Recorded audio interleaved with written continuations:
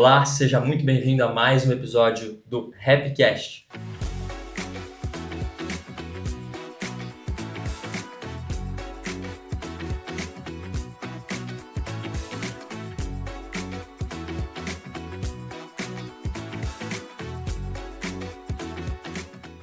Eu sou o William Filho, estou como CEO do Grupo Rap Educação, além disso, formado em administração pela Lean School of Business, além das diversas formações de mercado que fiz no Brasil e fora do Brasil.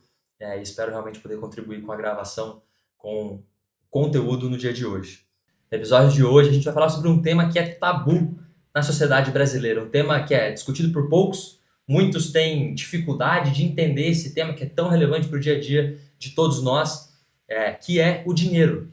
Como fazer gestão do seu próprio dinheiro, como construir propriamente patrimônio ou fazer um planejamento financeiro que faça sentido para que você alcance e chegue à saúde financeira, tenha tranquilidade, consiga colocar sua cabeça no travesseiro à noite todos os dias e saiba de que tomou boas decisões em relação ao seu dinheiro. E para isso, para trazer corpo a essa discussão, eu tenho o privilégio de receber hoje duas pessoas. O primeiro delas é o Rian Figueiredo. Ele que é assessor de investimentos, certificado pela Ancord, trabalha hoje na Diversa Investimentos, que é um escritório contratado do BTG Pactual. Na Diversa Investimentos ele é head de marketing e, além disso, é psicólogo financeiro e tem ajudado famílias a desenvolverem o hábito de investir com consciência, clareza e estratégia e também desenvolver uma melhor relação com o próprio dinheiro. Seja muito bem-vindo, Rian. Muito obrigado. Prazer ter você aqui. E para somar nessa discussão, nós temos ela, Júlia Perego, que é especialista em educação financeira e comunicação, atua há anos desenvolvendo projetos com consciência financeira, marketing e posicionamento. Além disso, estuda ciências econômicas na Universidade Estadual de Maringá e iniciou sua trajetória no mercado financeiro aos 15 anos de idade, com produção de conteúdo educativo voltado à formação de consciência financeira e comportamental. Ao longo do caminho, ela acumulou experiências com infoprodutos, consultorias empresariais, franquias e também empresas do segmento B2C e B2B. Já foi responsável pela criação de conteúdo estratégico, gestão de redes sociais, campanhas publicitárias, lançamentos digitais, treinamentos internos, além de atuar na comunicação da maior escola de habilidades do Brasil, a RAP.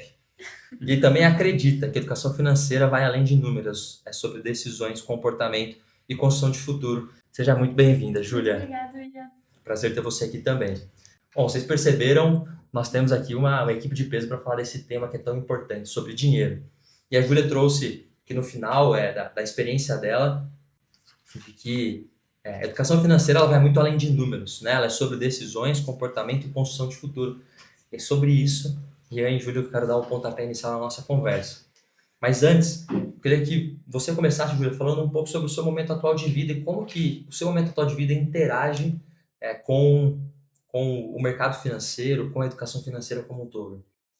Então, atualmente, eu dou palestras sobre educação financeira, principalmente nas faculdades, então eu lido bastante com jovens sobre esse aspecto. E a gente vê muito hoje em dia que a cultura do consumismo. Então, antigamente, a gente comprava para sobreviver. Então, a gente trocava escambo, você arroz ou batata para sobreviver. E hoje em dia, com a evolução do consumismo na nossa sociedade, a gente tende a consumir por pertencer a um grupo. Então, muitos jovens, muitos adolescentes também, eu já cheguei a dar aula aqui na RAP de Educação Financeira, eles gastam muito dinheiro para estar ali no grupinho. Então, ter o mesmo tênis que todo mundo tem, ter o mesmo celular que todo mundo tem. E, enfim, esse é o cenário de hoje. E é por isso que é tão importante, quando a gente fala de educação financeira, tomar decisões saudáveis e sustentáveis. Uma coisa é falar, vou economizar dinheiro, vou almoçar e jantar miojo o mês inteiro. É saudável? Não é. Não, você vai ter câncer no final do mês, né? E também não é sustentável, porque você não vai conseguir prolongar essa decisão. Então, a educação financeira é muito sobre tomar decisões saudáveis e sustentáveis para a sua vida, sabendo o que você quer também. Legal, muito bom. E para você, Rian, como que esse tema se correlaciona com o seu dia a dia, com o momento atual de vida? Perfeito. Bem, esse tema é basicamente a atuação profissional aí nos últimos 5 anos, né? E é um tema que sempre foi bastante relevante para mim, porque eu sempre tive interesse em gestão financeira, administração de finanças, investimentos, né? E recentemente, assim, vou dizer assim, nos últimos 3, 4 anos, que eu comecei a ver cada vez mais o impacto psicológico na questão, né? Uhum. Então, igual a Julia comentou, né, sobre a psicologia financeira, né, a economia comportamental. Sim. E, de fato, né, o capital, né, nada mais é, a gente está integrado no sistema capitalista, e ele acaba exercendo essa função de colocar as pessoas, né, em determinados grupos sociais, e que, para isso, você precisa dessa máquina rodando. E hoje a gente está vivendo um sistema onde o interesse é que você, de fato, consuma, né, e cada vez mais. Então, ter essa relação positiva com o dinheiro, com os investimentos, com o patrimônio, na verdade, traz liberdade, porque te blinda, né, de estar sujeito a ser um refém de um sistema que vai fazer você cada vez gastar mais, né? Vocês mencionaram algo que me chamou muita atenção, né? E essa é a parte boa de estar sentado numa mesa com gente mais inteligente do que eu, né? Os dois trouxeram, né, um assunto muito relevante quando a gente olha para a educação financeira como um todo, que é o comportamento. E daí eu fiz a minha tarefa de casa, fui pesquisar um pouco sobre o comportamento do brasileiro em relação a dinheiro, né? E dois dados me chamaram muito a atenção. O primeiro deles é que 79% das famílias carregam algum tipo de dívida. E a gente sabe que tem dívida saudável e dívida não saudável. Mas mesmo assim, 79% é um número bastante alto, né? E daí quando a gente olha para esses 79% das famílias que têm dívidas, tem um outro número que chamou mais atenção ainda, que 50% da população adulta do Brasil está inadimplente, ou estava inadimplente até o final de 2025. Aqui fica claro que talvez a gente tenha um problema cultural como um todo, né? Porque são números muito expressivos, relevantes, frente a uma população tão grande. Né? E já que a gente falou de comportamento, eu queria escutar de vocês o que vocês enxergam como sendo a origem desse problema. Qual parte do comportamento, qual parte da cultura que o brasileiro como um todo deixa a desejar? E daí, posteriormente, eu gostaria de saber também como que a gente interage para resolver esse tipo de problema. Talvez você ia trazer essa primeira perspectiva. Perfeito. Esse dado, primeiramente, chama bastante atenção, né? Que realmente, segundo o PI, que 79,5% das famílias estão endividadas. E aí, acho importante trazer a distinção, né? Porque esse número chama a atenção, só que provavelmente todo mundo que tem endividado tem cartão de crédito, né? Então, é uma dívida, né? E o que mais chama a atenção disso é que 29% dessas dívidas estão em atraso. E aí, vem duas questões, né? O elemento que eu acho, vamos dizer assim, o cultural, claramente existe, mas o social também. Então, a gente vive num país que as pessoas ganham pouco. Grande parcela da população ganha muito pouco. Eu vi recentemente um estudo que mostrava, né, para você estar entre os 10% mais ricos de cada estado, não sei se você chegou a ver esses vídeos, mas realmente assusta. Então, eu acho que assim, são uma sequência de elementos, né? O primeiro, as pessoas ganharem pouco, então muitas vezes cria-se a ideia de que para você ter alguma coisa, você precisa se endividar, você precisa entrar num financiamento, precisa entrar num empréstimo, né? Para que você consiga ter uma qualidade de vida. E dado um sistema que assim funciona, né? A gente começa a ver o patrimônio como uma maneira de distanciamento social. Então, a pessoa ela precisa ostentar para mostrar que ela é algo, né? Então, o cultural, na minha percepção, é isso, né? E aí, disso que você trouxe nos dados, 88%, né, dessas dívidas são em cartão de crédito. E aí que entra o elemento cultural que eu acho principal, que o cartão de crédito, no Brasil é muito fácil você usar o cartão e parcelar compras, né? E aí a Julia tinha trazido o assunto do consumismo.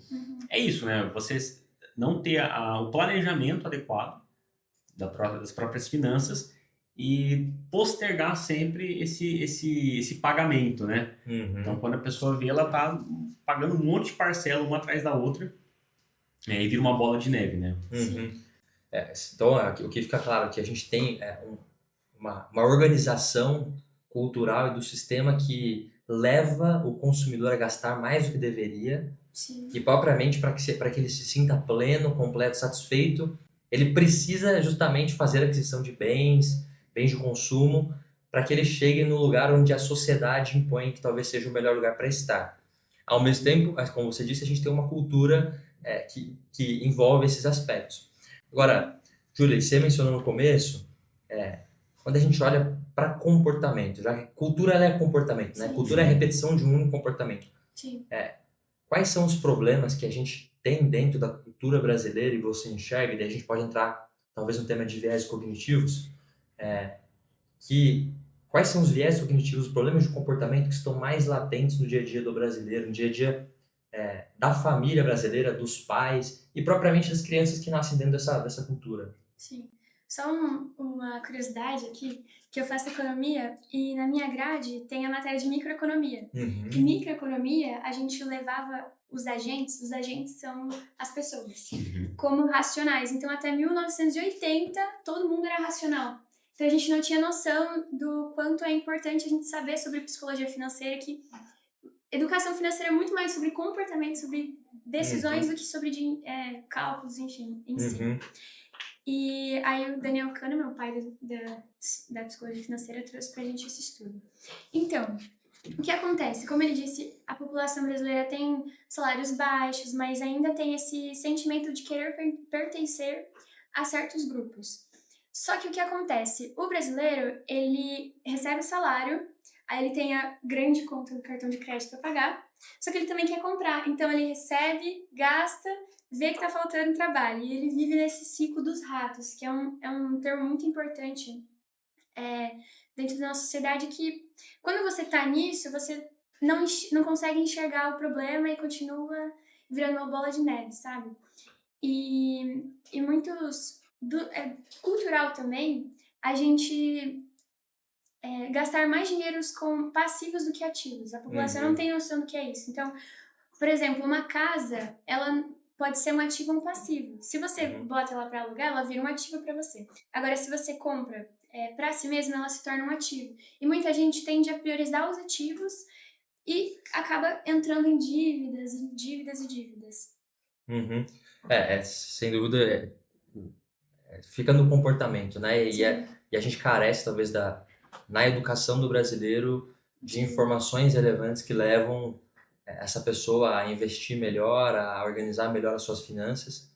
Agora, já que fica muito claro de que a gente não tem uma base do ponto de vista de informação e educação que forma esse adulto, essa criança, esse jovem, para ser um bom investidor, para ser um bom gestor, cuidador do seu patrimônio, dos seus recursos, eu sei que existem várias maneiras de a gente fazer isso, né? E eu queria escutar de vocês como que vocês hoje organizam as finanças de vocês, quais são os cuidados que vocês tomam e que talvez seja importante as pessoas que estão assistindo, nossos espectadores, tomarem cuidado também. Eu admito que antes de trabalhar no mercado financeiro, eu achava que eu era o expert. Eu achava que eu sabia tudo sobre gestão financeira, sobre ativos financeiros, até de fato entrar no mercado e ver que tinha muito a se aprender, né? Então hoje eu tenho uma visão, querendo ou não, privilegiada, né? De entender como administrar as minhas finanças.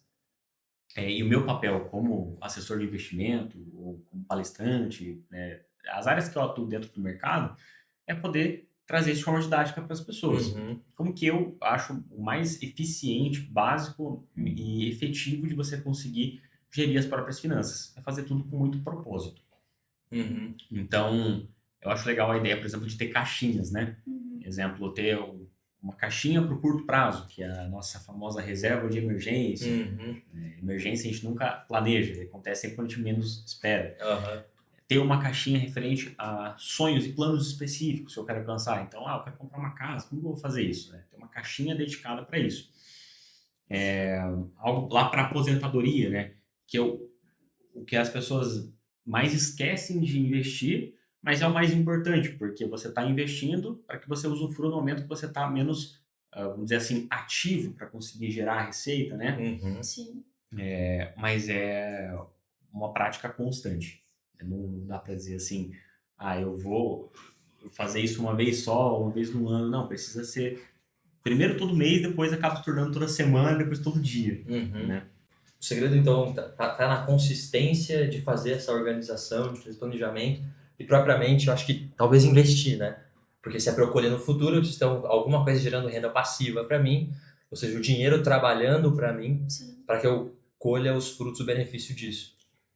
Interessante. E daí você falou de ter uma consistência que ela começa sendo mensal e depois ela vai para o semanal. Quais são esses hábitos que é importante a gente ter nessas frequências? O hábito de sempre refletir se aquilo que você está comprando é uma coisa que você quer, você precisa, ou você nem quer, mas acha que precisa comprar, né? Quantas vezes não adicionei uma coisa no carrinho e falei, nossa, preciso disso aqui. No outro dia eu falei, nossa, eu acho que não precisava, não. Então, eu acho que vem muito daí. E também, no final das contas, por mais que diga-se que não, todo mundo que investe porque quer mais dinheiro. E quer mais dinheiro para ter uma qualidade de vida melhor. E por mais que investimento seja um processo, que eu vou dizer assim, insubstituível para a formação de patrimônio, não é o que vai te deixar rico. Enriquecer é muito mais aquilo que você ganha, aquilo que você guarda do que aquilo que você ganha, né? Então, eu vejo que assim, esse processo semanal ou diário é de você olhar para a forma que você está gerindo os seus recursos, a sua finança e entender, poxa, isso aqui é uma coisa que vai me deixar mais próximo ou mais distante dos meus objetivos, né? Então o objetivo tem que estar claro também nesse aspecto, né? De onde eu quero chegar, talvez qual que é o patrimônio que eu quero acumular para ter uma qualidade de vida X, Y, Z e se planejar para isso. Né? E aí tem diversas formas. Que tipo de hábito que você tem, Júlia, para manter a tua agenda organizada? Com qual frequência você revisita o teu planejamento em relação a investimento, gestão financeira e até das contas do dia a dia? Então, das contas todo dia, né? Para atualizar, eu gosto de ter noção dos dados. Mas é muito legal que você trouxe, porque o que acontece? Quando a gente... Educação financeira também é muito sobre autoconhecimento. Porque a gente fala da infância, né? Eu cresci com uma experiência, você com outra e você com outra. Então, o que é importante pra mim não é pra você, não é pra você. Às vezes, minhas metas pra você não é nada a ver, pra você te assombram, sabe? Então, é muito importante você entender o que é importante pra você. Assim, cuidar das contas é muito simples. É saber o que você quer e a partir do momento que você sabe o que você quer, por exemplo, fazer uma viagem internacional. Quando você for gastar seu dinheiro com uma bala, com alguma coisa, você vai pensar duas vezes, porque o seu sonho é muito maior do que o seu gasto do dia a dia. Só que o gasto do dia a dia é muito perigoso. E a gente, sendo seres emocionais, Daniel Kahneman fala, né, que 95% das nossas decisões são racionais ou emocionais, tem como inverter isso e torná-las racionais. Então, é muito legal o método das caixinhas. Eu uso também, eu utilizo e falo bastante sobre eles, porque você tira da sua cabeça e você tem clareza de quem você é, do que você quer.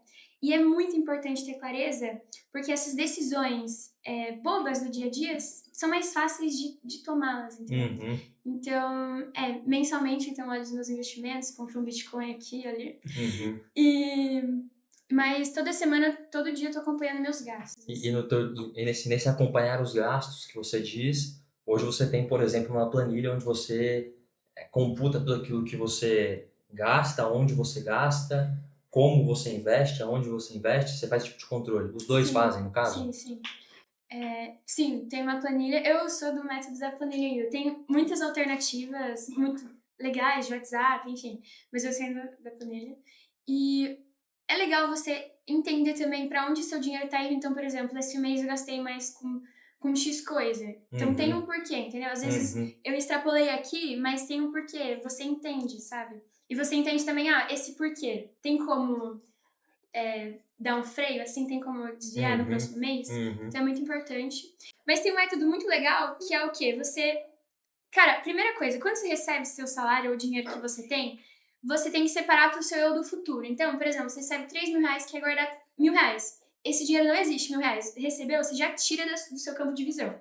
E o que esse método faz? Esses 2.000, ele faz você separa em cada caixinha. Por exemplo, sobrou 1.000 reais para você viver durante 30 dias. Então, você divide 1.000 reais por 30.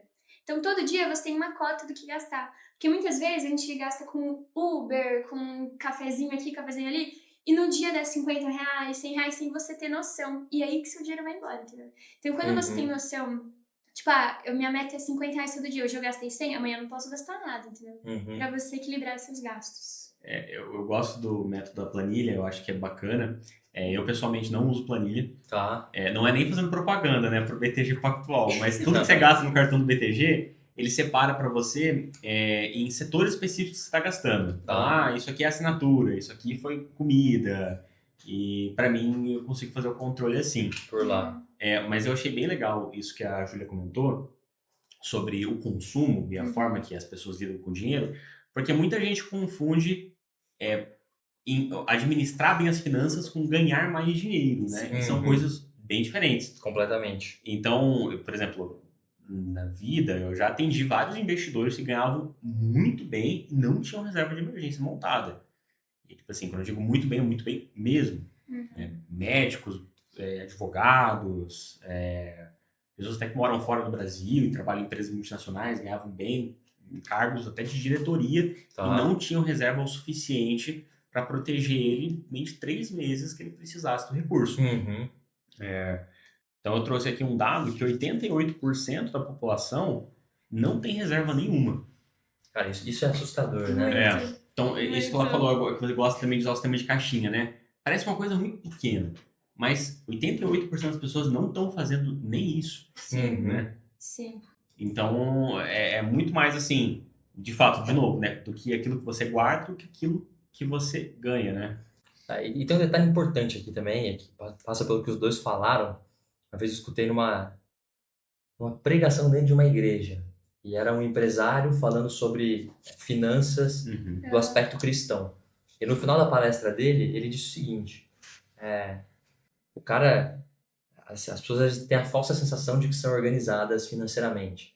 Aí quando a gente fala, por exemplo, da planilha, naquela palestra ele disse o seguinte, tinham só homens assistindo essa palestra, foi o seguinte, se você acha que faz gestão dos teus gastos, do quanto você ganha na sua planilha, só que o campo da planilha tá escrito gastos com cartão, aluguel e mais não sei o que, meu amigo, você tá muito perdido. Porque gastos com cartão pode ser 1 milhão de coisas. Né? Gastos com cartão pode ser... eu posso gastar somente aquilo que realmente preciso no cartão, como também posso colocar o que eu não preciso, né? Então, gastos com cartão não é uma segmentação, não é uma categoria para você controlar seus investimentos. Pelo contrário, quanto mais detalhista você for, quanto mais segmentado for o teu planejamento, mais assertivo você vai ser, mais você vai saber quanto você pode gastar, onde você está alocando o teu capital, o que você pode mudar, inclusive, já que é sobre o comportamento, para que você consiga, talvez, guardar mais dinheiro. Agora, talvez um dos grandes desafios seja gastar menos do que nós ganhamos. Sim. Mas vamos partir do princípio que a gente tem um cliente aqui, e esse cliente, ele aprendeu, ele consegue gastar menos do que ele ganha. Qual que é o próximo passo? E ele já tem a reserva de emergência. Porque dele tem um capital acumulado, talvez de 5, 8, 10 anos. Cara, o que ele faz com esse capital? Quais são as alternativas para ele pegar esse capital que muitas vezes está na poupança ou na conta corrente de um banco? O que ele pode fazer com esse dinheiro? Bem, investir, né? Então, a partir do processo, você tem a reserva de emergência montada, você tem uma coisa, liberdade. Sim. Isso é uma coisa que não tem preço. Então, a partir dessa liberdade, permite que você pense o seguinte, tá, eu posso já começar a montar uma carteira de investimentos pensando em concluir com os meus objetivos, alcançar os meus sonhos. E aí, não existe receita de bolo, né? Nada está escrito na pedra. Cada pessoa é única. Então, é muito comum, teve um advento muito grande a partir de 2019, de entrantes, novos CPFs na Bolsa de Valores, né? Pessoas entrando no mercado, começando a investir. Isso foi muito bom, porque trouxe bastante educação financeira, mas também muita gente despreparada, que seguia um conselho na internet, uma carteira de investimentos pronta e seguia para a vida dela como se aquilo fosse ajudar. Mas não é assim. Então, eu digo assim, existe um investidor conservador, moderado e arrojado. Só que pode ser que eu e a Júlia, a gente tenha... Nós dois sejamos moderados, supondo, né? E a gente tem a mesma idade. Só que mesmo que tivesse o mesmo patrimônio, a nossa carteira poderia ser completamente diferente. Então, mais adequado é você se conhecer e entender os produtos que você está alocando, né? Acho muito importante que você entenda aquilo que você está fazendo, porque é seu dinheiro, você trabalhou sua vida inteira para alcançar aquilo, né? Então, a partir disso, começar a investir, né? Acho adequado a pessoa começar por investimentos mais conservadores, sejam mais, que ela consiga compreender aquilo que ela está alocando capital, Uhum, e isso surge a necessidade também de ter um profissional, seja um assessor de investimento, um uhum. consultor financeiro, que vai estar junto da pessoa, acompanhando ela nesse processo, né? Perfeito. Então parte por buscar, talvez, entender o seu perfil. Eu sei que existem pessoas e instituições financeiras especialistas nisso, Uhum. e certamente buscar ajuda do ponto de vista de ter alguém do teu lado para te direcionar o que é coerente, qual que é o investimento que faz mais sentido para o teu perfil, Sim. mas propriamente buscar conhecimento, né? Porque a gente sabe que todos os mercados e em qualquer lugar nós temos os picaretas. Uhum. Júlia, aonde quem está assistindo a gente pode buscar conhecimento para não ser passado para trás? Na rap. Boa. Meu, eu até tava conversando eu dava consultoria financeira com uma amiga minha e a gente aprendeu pelo YouTube. Só que assim, foi raça aprender pelo YouTube, porque do mesmo modo que tem muito conteúdo muito bom, não tem uma organização tão boa. Então, uma vez você assistiu um vídeo de renda fixa, outra vez de ações, de fundos imobiliários. Então, eu acho que o primeiro passo é querer aprender. Acho que se você já tem isso, você já tá muito à frente de muita gente e depois tentar organizar. Temos renda fixa, temos renda variáveis, temos muitas variáveis que fazem diferença, mas igual ele falou, é interessante sim você saber para onde seu dinheiro está indo, para dormir mais tranquilo no travesseiro. Mas, meu, YouTube, a internet tem muito conteúdo muito bom. Tomar cuidado com o chat, porque ele inventa muita coisa, né? Uhum. Então, Agora, tem um ponto interessante. sim. Essa semana eu vi um vídeo que o Grupo Primo colocou no YouTube, Uhum. que claramente eles programaram uma IA, criaram todo um sistema, Sim. mas no exemplo, o Thiago Niga, ele pega um prompt que está pronto, depois de avaliar o perfil daquele cliente, e usando IA e algumas outras ferramentas complementares que eles têm interno, esse prompt, essa IA, dá uma sugestão de portfólio completamente adequada para o perfil e o momento daquele investidor. Sim. Claramente, ele deixa muito claro no final do vídeo que não é recomendação de investimento, até porque, no final das contas, é uma IA e ele complementa, principalmente que você trouxe, de que depois de fazer isso, procure um assessor ou um consultor de investimento. Porque essa pessoa sim vai ter clareza de qual que é a melhor alternativa para você, até porque os números enganam. Né? A gente sabe que existem maneiras de fazer balanço, maneiras de demonstrar DRE, Uhum. então é importante sempre ter essa pessoa do lado. Conforme a gente estava conversando, né? Então investir é importante, controlar os teus gastos, saber o que você recebe é importante. Procurar uma pessoa, um assessor de investimento, um consultor de investimento, estar próximo de uma empresa, das grandes corretoras, ou de bancos de investimento que são consistentes, consolidados no mercado. Isso tende a ajudar, né, todas as pessoas que querem buscar uma vida financeiramente mais saudável e tranquilidade com seus próprios gastos.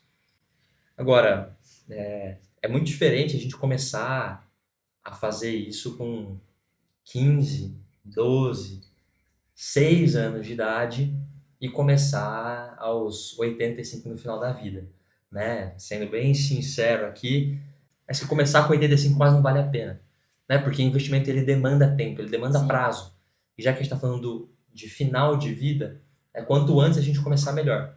E daí, Júlia, você começou com 15 anos, né, no mercado financeiro. Não sei se começou a investir antes, talvez, mas de que forma começar a investir cedo moldou a tua jornada e o que isso gerou de benefício para você?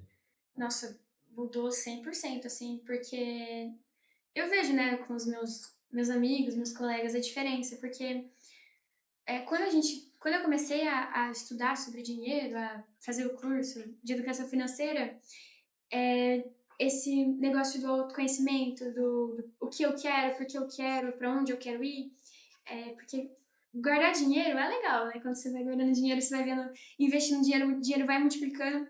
Então, eu acho que fez total diferença ter aprendido com 15 ali anos, comecei a investir por aí também, mas com renda fixa. Depois eu fui indo para as variáveis, enfim. E fez muita diferença porque como a gente fala muito que educação financeira é comportamento, é sobre decisão, é uma habilidade que você desenvolve de Uhum, analisar os cenários, analisar as possibilidades e aprender a escolher, uhum, sabe? E também aprender as consequências de uma má escolha também, né? uhum. Então, começar mais cedo te deu maturidade, Sim. até para você entender o caminho que você queria trilhar, né? Como estudante lá atrás, depois propriamente no mercado de trabalho, Sim. depois de sair do colégio, propriamente a sua formação, né? Como eu introduzi no começo, você está fazendo economia, Economia, né? isso. Sim. Então, você certamente tem um benefício muito grande em começar cedo. Eu também comecei cedo, comecei a investir com 15 anos, depois de justamente fazer uma formação de educação financeira. Uhum. E, na verdade, a gente sabe que a criança começando sozinha, muita gente ela vai errar, Sim. né? E o mercado ele não está aberto a receber jovens muitas vezes, até pelo nível de patrimônio inferior, né? Quando a gente fala de assessores de investimento, geralmente o target, né, o público-alvo desses assessores, dessas grandes organizações, são pessoas com algum patrimônio acumulado. E uma criança vai ter o quê? 200, 300 reais. Mas todo começo é um começo. Né? E foi justamente assim que eu acho que tenho certeza que você começou e foi assim que eu comecei. Agora, eu lembro que foi um desafio lá atrás, eu queria escutar o que você tem a dizer sobre isso, Ria. Porque quando eu comecei, era muito difícil, ou tinham pouquíssimas alternativas para um jovem abrir uma conta de investimento, abrir propriamente uma conta bancária, né? Quais são as alternativas que a gente tem hoje para os pais que estão escutando a gente, para propriamente os jovens que estão escutando a gente, darem esse pontapé inicial em relação aos investimentos? Hoje, a maior parte das instituições financeiras tem uma conta criança, né? Então, uma conta dedicada para a criança já ter conhecimento para administrar as próprias finanças, né? Uhum, Então, assim, querendo ou não, vem dos pais, né? Os pais já têm um relacionamento com a instituição financeira, surge oportunidade, igual no BTG Pactual tem a oportunidade de se abrir uma conta financeira para o seu filho também já administrar, né, o próprio dinheiro dele. uhum, Então, é bem tranquilo isso, né? E até unindo esse tópico, né? uhum. Que, de fato, a educação financeira para a criança não tem muita opção do que ela vai aprender ou não. Normalmente vem os pais que estimulam a criança a desenvolver em certas áreas, né? Uhum, E no investimento, ou economia financeira, seja educação financeira, ela acaba vindo da família, vindo dos uhum. pais, né? Tem um estudo aqui da Predictive Health, Wealth and Public Safety, do Moffitt, que ele mostra que a criança que aprende o autocontrole, né, que os pais ensinam desde pequeno, ela lidar com a frustração, né, saber esperar, Uhum. isso prevê muito mais a chance de ela obter sucesso do que QI ou até status, né, status social da Tá. família dessa pessoa. E não foi um estudo pequeno, né? Foi um estudo que uniu 1.000 crianças dos 10 aos 30 anos. Né? Então, é um estudo bem completo, né? Longo, né? Bem longo. Isso é uma revista científica. Então, realmente, vem dos pais, desde pequeno, tá estimulando a criança, né, Uhum, a se desenvolver nessas áreas, né? uhum. E é o que você falou, no final das contas, começando cedo, a criança ela ganha também tipo de maturidade e entendimento de Sim. como lidar com o dinheiro cedo também. Né? Se a gente for no shopping, eu duvido, se a gente ficar 10 dias na frente de uma loja da ReHap no shopping, uma loja de brinquedo que seja, cara, o número de crianças que a gente não vai ver ali fazendo, é, chorando, né? Uhum. Esperneando, porque quer entrar, porque quer comprar. E de uma forma ou de outra, isso é o FOMO, né? O Fear of Missing Out, perder a oportunidade, passar na frente de uma loja, cara, e não poder comprar. Sim. No caso da criança fica visível, porque o controle emocional faz com que ela esperneie, com que ela chore, com que ela grite. Mas o adulto, ele passa por isso no dia a dia dele. Da mesma forma que a criança quando passa na frente da loja de brinquedo chora, cara, a gente se sente tendencioso a entrar numa loja para comprar quando a gente vê uma plaquinha de desconto. Sim. E esse é o Fear of Missing Out, né? O FOMO. Isso se aplica, acho que, em vários aspectos. Agora, o quão importante, né, olhando até para esse tipo de viés cognitivo, é o adulto pensar no filho dele, nessa formação, nessa construção, que tipo de benefício pode ser criado, sabe? Me dá um pouco mais de densidade nesse assunto. Eu acho, assim, que os pais acabam, sem querer, muitas vezes atrapalhando esse desenvolvimento do filho por não querer que o filho sofra, né? Uhum. Então, assim, estudos apontam que a criança ela aprende muito mais pelo exemplo do que pelo discurso. Uhum. Então, o behaviorismo ele vai entender o quê? Que o comportamento ele vai ser uma resposta às consequências do ambiente. Então, muitas vezes a criança ela quer um brinquedo. Aí o pai fala assim, ó, a gente está sem dinheiro para comprar esse brinquedo. Aí a criança chora e o pai vai lá e compra o brinquedo para a criança parar de chorar. Então a criança ela vai, mesmo sem querer, aprender que a birra é uma estratégia eficiente para ela conseguir o que ela quer. Uhum. E o contrário também acontece, né? Um exemplo aqui, né? Onde a criança, ela vai... aí, um exemplo que acontece bastante. A criança vai lá e pergunta para os pais. Pai, quanto que você ganha? Uhum. Aí o pai olha bravo para ela, assim, fica aquele silêncio constrangedor. Então ela vai entender esse assunto do dinheiro, como um assunto aversivo. Uhum. Uhum. E por mais que seja uma coisa pequena na infância, ela vai desenvolver na vida, às vezes, com essas estratégias. Não falar sobre dinheiro, não conseguir falar sobre dinheiro, Uhum. ou então achar que a gente pode encontrar uma estratégia para conseguir tudo que a gente quer naquela hora, né?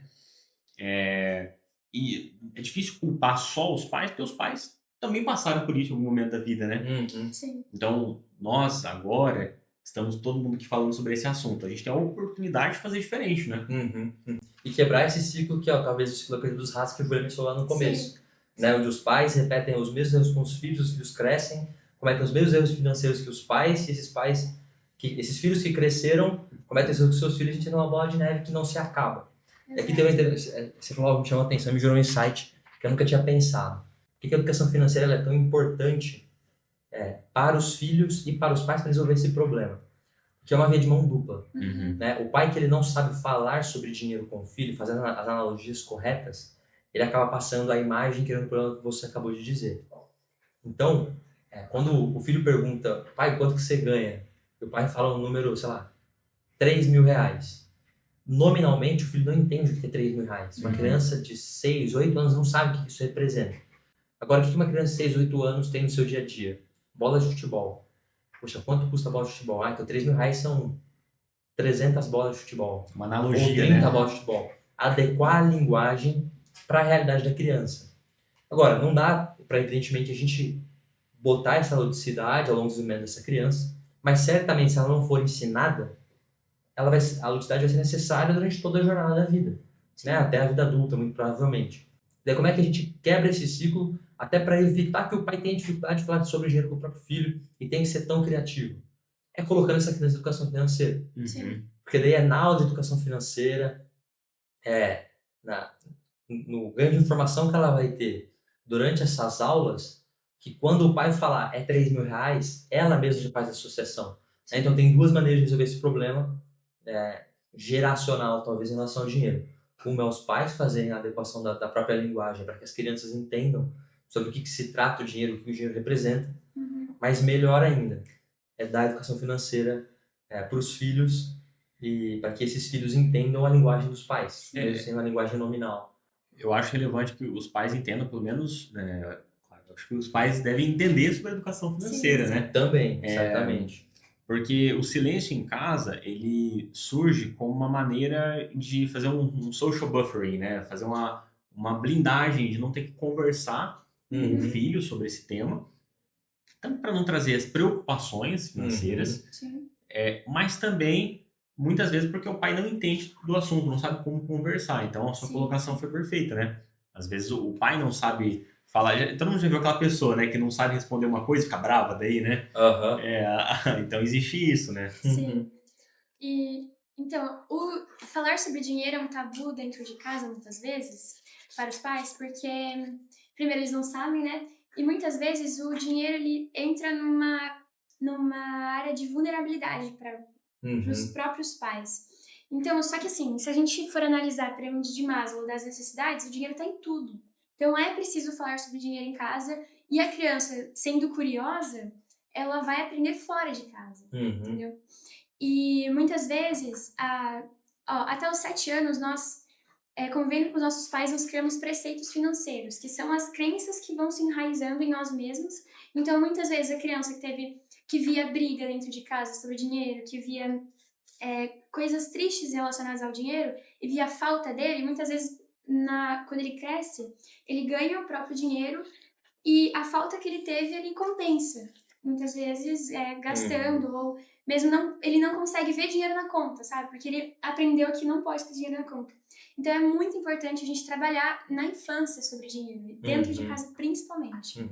E é o que você falou, o dinheiro está em todos os tiers da pirâmide de Maslow, Sim. né? E sinceramente, daí para você que está escutando a gente que quer ter uma vida relacional mais tranquila, você precisa cuidar do seu dinheiro, né? Porque se está em todos os aspectos da pirâmide.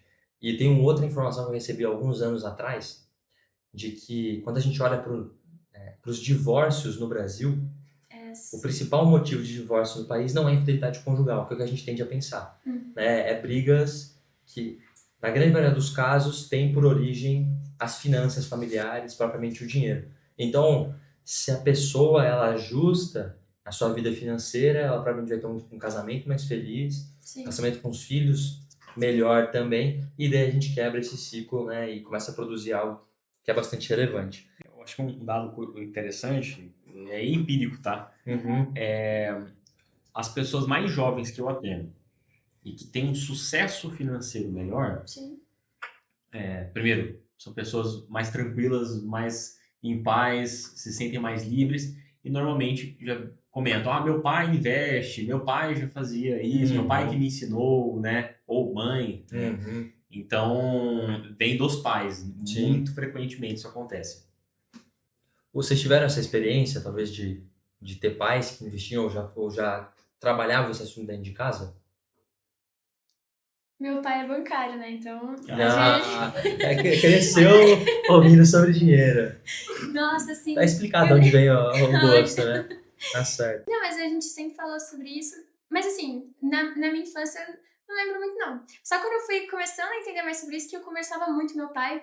E ele teve o boom lá da Magazine Luiza, ele ganhou... Graças a Deus ele ganhou uma bolada ali. E daí eu tive noção do que era investimento, sabe? Porque... Mas dentro de casa, minha mãe não tem tanta experiência com investimentos, é mais meu pai, né? Ele que cuida do dinheiro. Só que a gente sempre falou. E minha mãe sempre foi muito organizada também. Então, eu acho que isso foi uma coisa que eu aprendi com ela, que ela soube multiplicar o que ela ganhava, sabe? Mesmo dentro das limitações. Então, foi uma coisa que passou pra mim, pra minha irmã, e meu pai dos investimentos. Então, com certeza, veio uma base ali dentro de casa. Eu já não tive a mesma experiência, né? A minha mãe foi mãe solteira e a gente passou por bastante dificuldade no começo em relação à organização financeira, porque a mãe teve com 19 anos, bem jovem, né? Então, na verdade, eu acho que é aí que veio minha vontade de aprender sobre esse assunto. Eu pensar assim, como eu posso encontrar formas de melhorar essa situação, né? Então, na minha família não veio pessoas que têm essa gestão financeira muito desenvolvida, não. Tá certo. Foi self-made aí, tá? Tá criando as próximas gerações educadas financeiramente, futuros grandes investidores. Na verdade, sim. O meu maior sonho, objetivo, né? Eu vejo que é justamente aprender para poder ensinar. Para que as pessoas tenham mais ferramentas para lidar com isso. Porque, realmente, o papel da educação financeira é muito valioso. Eu tive um apoio grande do meu tio, que mora em São Paulo, e aí conhece várias pessoas do mercado financeiro, né? E sempre motivou bastante isso, né? Mas, felizmente, eu acho que eu pude trazer mais educação financeira para dentro de casa, com certeza. Legal, que bom. É aquela história, né? Quem compartilha, multiplica. Sim. A gente, como... talvez, dentro das nossas realidades, das nossas bolhas, somos muitas vezes o pontapé inicial para introduzir esse assunto que é muito importante. A gente dividindo, a gente multiplica, a gente vai gerar novas pessoas que conhecem do assunto, que sabem da importância, vão dividir com outras pessoas e a gente começa a ganhar daí sociedade para esse tema que é tão importante. E outra, posso levantar só uma claro. dúvida? Que eu fiz o curso aqui de Educação Financeira da REP Mas eu acho que um ponto muito interessante também, que alinhado com o que você disse, é que quando a gente aprende sobre dinheiro, a gente quer fazer mais dinheiro. E eu acho que aprender sobre educação financeira estimula também a criança, o jovem, a correr atrás do próprio patrimônio. Entendeu? Então eu acho que é muito importante. É verdade, faz total sentido. Quero voltar um pouco no início da conversa em relação ao investimento. Acho que investimento também, além de falar sobre dinheiro, como usar, enfim, sendo um grande tabu, investimento também é um grande tabu, né? E eu vou jogar a bomba aqui na mesa e daí vocês fiquem à vontade para falar sobre ela. Mas a minha pergunta é a seguinte: bet é investimento? Apostas esportivas são investimento? Não é investimento, né? Vamos dizer assim, muita gente vê como um hobby. Eu vejo como um hobby perigoso. Sim. Então, recentemente até o Açaí fez um estudo em cima do impacto das bets no consumo. E via que as famílias, principalmente da classe C e D, eram que mais gastavam em bets, né? Chegavam a gastar, às vezes, 10% do salário, né, da receita familiar em bets, né? Isso teve impacto, inclusive, no consumo para as redes de atacarejo. Então, para você ver que realmente é um conceito epidêmico, né?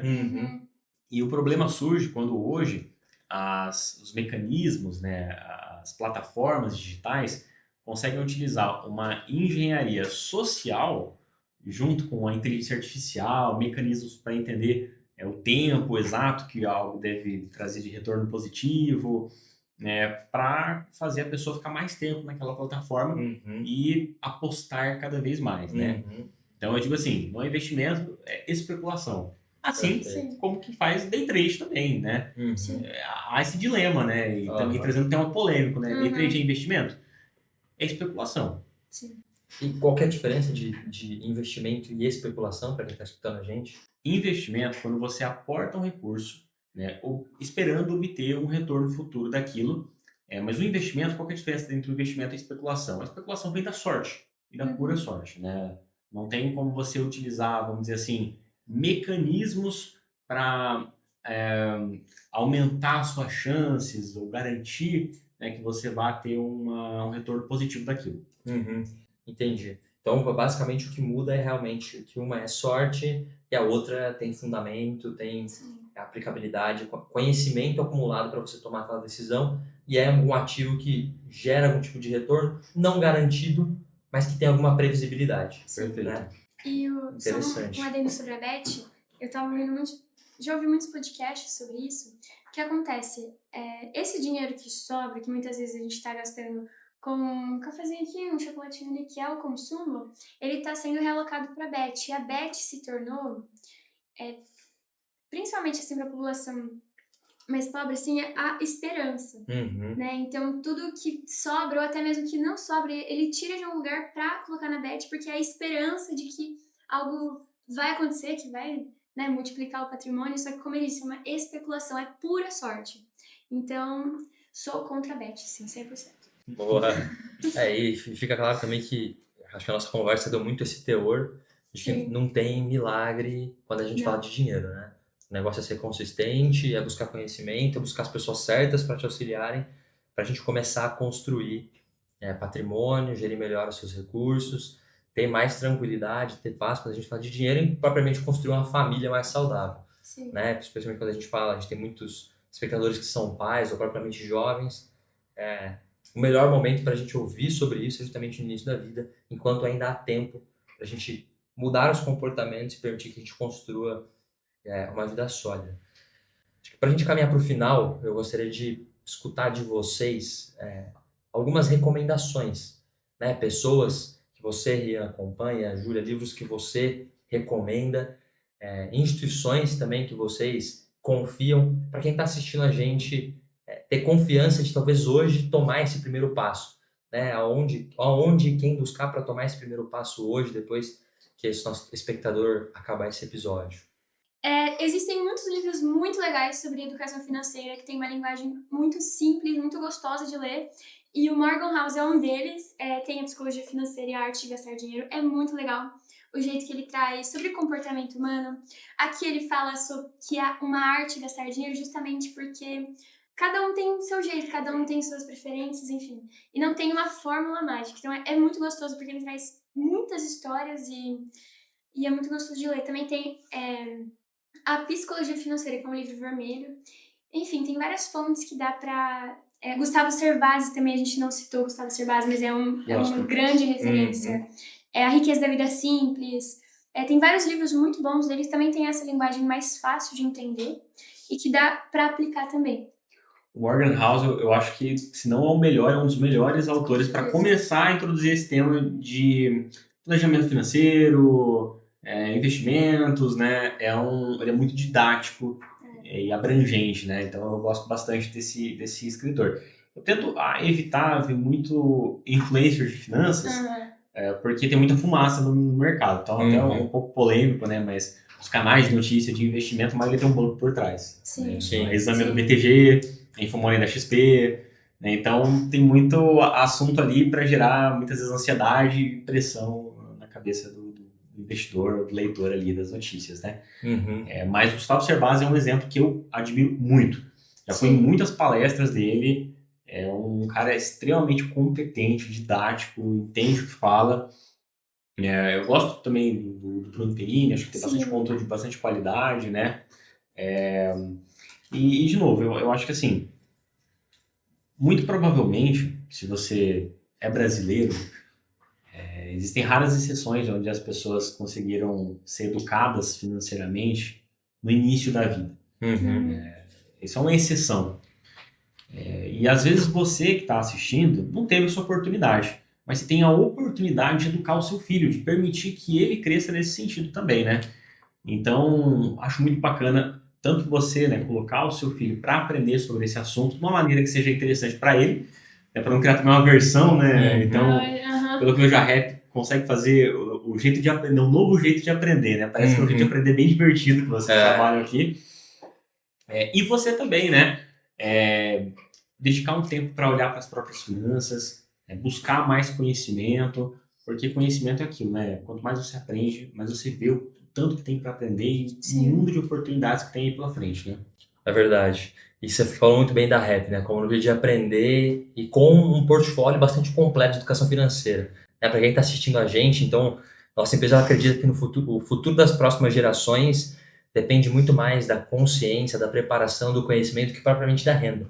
Né? O futuro financeiro do seu filho depende do que ele vai aprender hoje, agora, ainda quanto criança. E na REP a gente tem 4 pilares que nós trabalhamos dentro da nossa educação financeira. São as finanças comportamentais, as finanças pessoais, investimento e também o empreendedorismo. E a gente sabe que são esses 4 pilares que vão conduzir os nossos alunos para uma vida financeiramente saudável e feliz. Afinal das contas, nosso nome é REP, né? Se o aluno não sair feliz das nossas aulas, tem alguma coisa de errado. Gente, para a gente ir direcionando para o final, eu queria que vocês contassem, para quem está nos assistindo, onde eles podem encontrar vocês, redes sociais, propriamente a empresa diversa, como encontrar você, Júlia, se puder começar, Rê. Perfeito, você pode encontrar a gente no Instagram, LinkedIn, YouTube, diversa_investimentos. Inclusive, a gente está para lançar um vídeo sobre os 5 livros sobre mercado financeiro para a lei 2026. Esse está incluso. Legal. Então, e o meu Instagram é Rian_Figueiredo. Então, você pode encontrar aí nas redes sociais. Muito bom. E você, Júlia? Eu também, tanto no Instagram, TikTok, até mesmo no LinkedIn, é Júlia Perego Grupo no LinkedIn, mas por lá também compartilho um pouco do conhecimento de educação financeira, economia, marketing também, então podem encontrar. Legal, muito bom. E por hábito, eu gosto de encerrar todas as nossas conversas com 2 perguntas. Legal. Tá? Uma pergunta, ela é de âmbito profissional e nichada ao tema da nossa conversa. Então a gente vai falar de educação financeira. E a segunda pergunta, ela tem âmbito pessoal. Daí é crença pessoal do que vocês acreditam. A primeira pergunta é a seguinte, e daí vocês respondem, eu faço a segunda logo em seguida. Se vocês pudessem dizer algo hoje, ou ensinar algo hoje sobre educação financeira, uma única mensagem, algo objetivo, quando vocês dissessem, isso seria implantado na cabeça de todas as pessoas do Brasil, o que seria essa coisa? Eu acho que se eu fosse falar alguma coisa, é uma frase que eu gosto muito do Gustavo Cerbasi, que eu acho que é legal você parar e pensar sobre sua própria vida, mas que a riqueza e a abundância é daquilo que é importante para você. Então, a partir do momento que você entende o que é riqueza para você, aí você começa a tomar os próximos passos, a acabar com as dívidas, a guardar dinheiro, a investir. Então, é isso. Muito bom. Então, a riqueza é a abundância Do que é mais importante. do Daquilo que é mais importante. daquilo que é mais importante para você. Frase profunda. É uma Gostei, frase hein? profunda. Sim. Gostei da frase também. Gostei. Acho que eu ia para uma linha parecida, mas eu vou pegar a minha referência do Alice no País das Maravilhas, né?